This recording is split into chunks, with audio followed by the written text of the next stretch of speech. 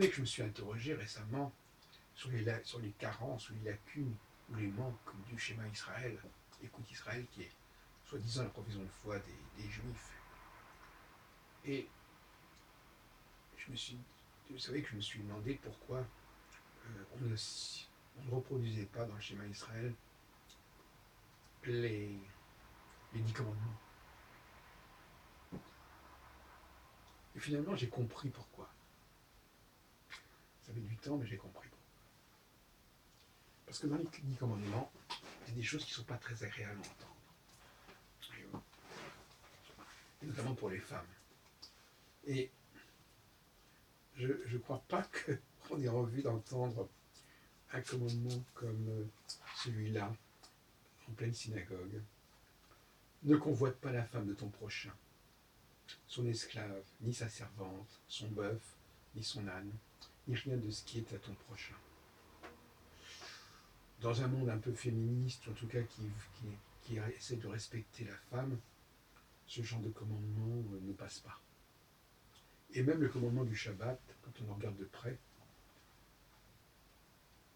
c'est un autre commandement. Tu ne feras aucun travail, toi, ton fils, ni ta fille, ton esclave mâle ou femelle, ton bétail, ni l'étranger qui est dans tes murs. Là, à mon avis, il y a la femme qui a disparu de la série, mais elle y existait. Elle existait au même titre que tout à l'heure quand on a cité ce passage. Et donc, voyez-vous, elle a dû disparaître elle a dû être censurée. On a dû enlever de l'Exode, du Deutéronome, la mention de la femme pour le jour du Shabbat, mais curieusement, on ne l'a pas enlevé concernant ne convoite pas la femme de ton prochain. Ne convoite pas la femme de ton prochain, ça veut tout dire. Ça veut dire que, la femme appartient à l'homme, et deux, que ces commandements s'adressent à des hommes et pas à des femmes. La femme de ton prochain, ça va pas.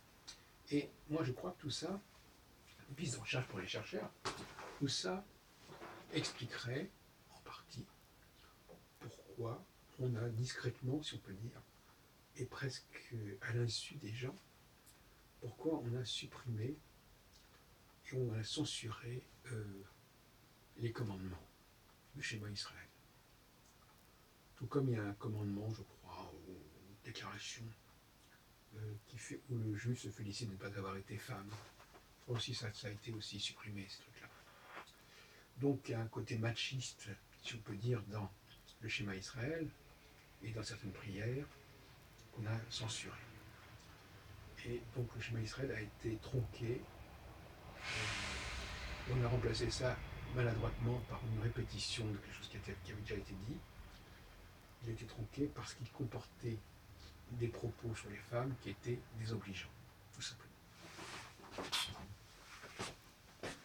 Par ailleurs, on notera que, et ça rebondit sur ce que je dis sur l'androgyne tout à l'heure, dans une autre causerie, on notera que tous ces... Par exemple, tu ne voleras point, par exemple.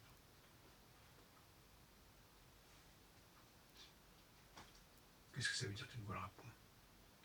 Ça veut dire que tu ne t'approprieras pas ce qui appartient à l'autre. Comme tu ne commettras pas, d'ailleurs. Et la femme, elle est dans la convoitise, elle est dans l'envie. Parce que je dis tout à l'heure que si elle est androgyne, c'est-à-dire si elle renvoie au chapitre 1 de la Genèse, eh bien rien ne lui est étranger. Elle se considère concernée par tout ce qui se passe.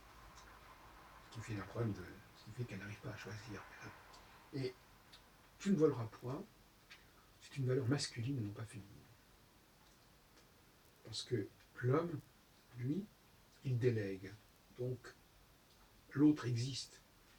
L'autre existe, l'autre a une réalité, alors que pour la femme, l'autre n'a pas de réalité.